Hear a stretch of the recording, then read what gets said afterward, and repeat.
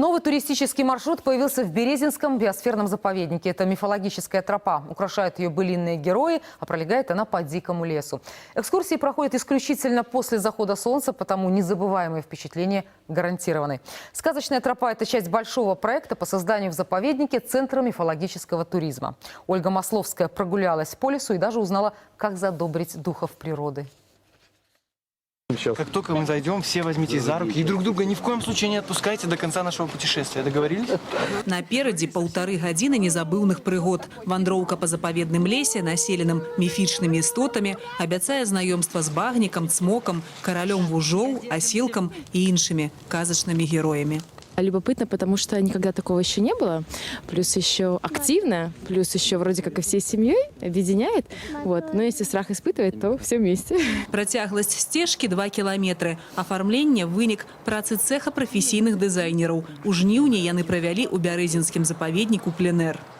Вообще такая практика творческих десантов, она нам известна и знакома, и мы пригласили к участию людей, возможности которых мы себе представляли.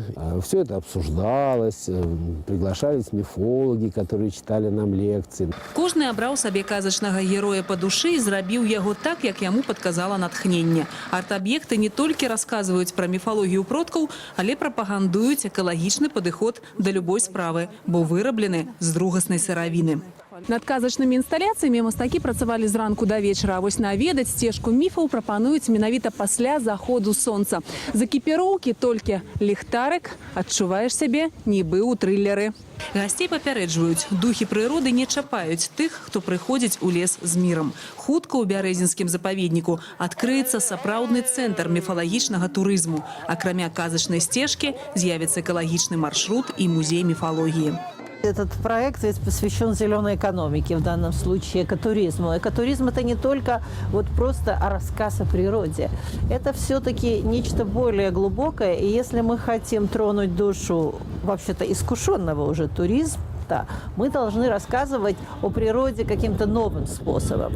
Ідэя экалагічнай асветы праз казкі і паданні знайшла фінансавую падтрымку ПРААН у Беларусі. Арганізатары ўпэўнены, сярод наведвальнікаў адзінага ў краіне цэнтра міфалогіі будуць не толькі беларускія, але і замежныя турысты.